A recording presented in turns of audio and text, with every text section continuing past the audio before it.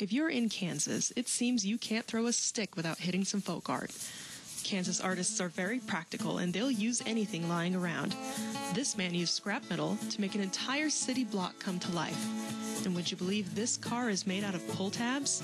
And you wouldn't believe what this artist uses for his creations. People who are very practical, they use what they have around them in a creative way. Not all of them are going to call themselves artists. So a lot of the farmers who are building stuff out of their scrap metal are really just playing. They're playing with visual culture and sharing that with people. And it's usually somebody else who comes in later and says, hey, you know what? You're an artist. So it's not until that external label is applied that all of a sudden they're eccentric artists. Before they were just your crazy uncle who likes to weld share stuff of eccentric artists, but this man takes the cake. It's so exciting to be driving along the highway and suddenly out in the middle of a field you'll see a piece of art that was made out of an old combine. I mean, that is just really exciting. It's wonderful. It makes you feel good about life. If you're traveling through Lincoln County, Kansas, you'll see many creatures along the highway. They were put there by J.R. Dickerman. Jim himself is a character because not only does he make these, one thing that's unique about his is a lot of his are glow in the dark. So not only does he use the scrap metal, but he paints them so, you know, late at night you shine a light on them and they're shining up. You know, your headlights happen to hit on them and they glow in the dark.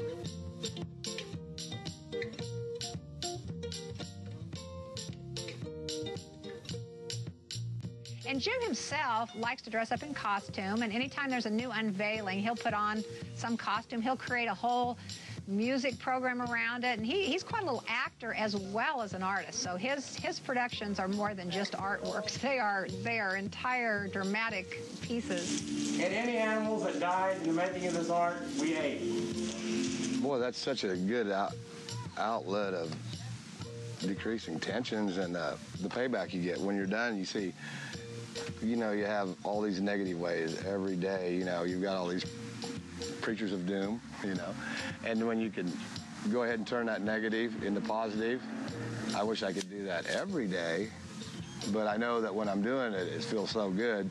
All that wasted energy about jumping up and down and knowing you can't do nothing about them people that made you mad anyway, and turn it into a useful energy source, then you're really cooking. Space mosquito, Miss Space Mosquito. Oh, just to put an impression on people, you know. Art is, I feel, is very important, you know. It's just like music. Art, you know, puts an impression on people, makes them feel something, you know. Whether it's excitement or sadness or anything, you know, it's a feeling of something. Art is very important, I think, you know.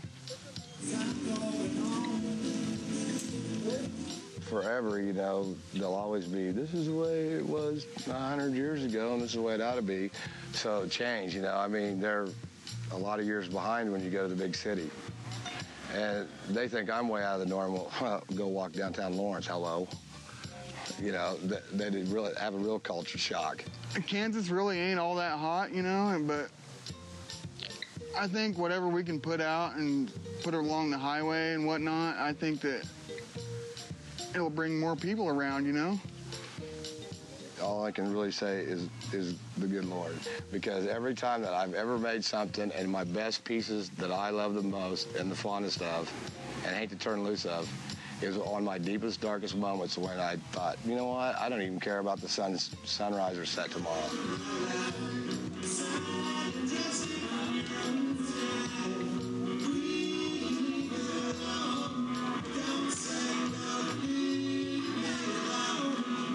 Most of those masks we were wearing, they're made out of bones and feathers and stuff that, you know, it didn't cost any money. It was just stuff that we could find.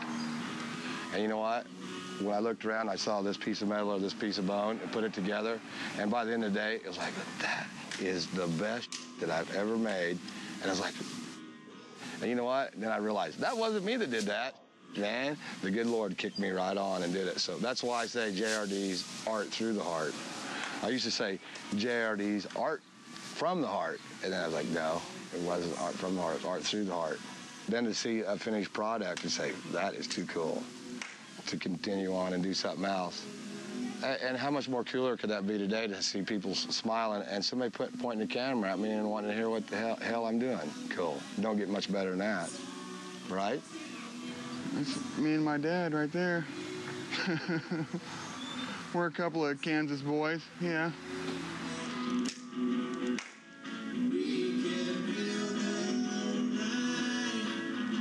It's like the creative mind sees something, they just have to start welding it together. I think it's also one of those normal human reactions to having stuff around you and letting yourself play.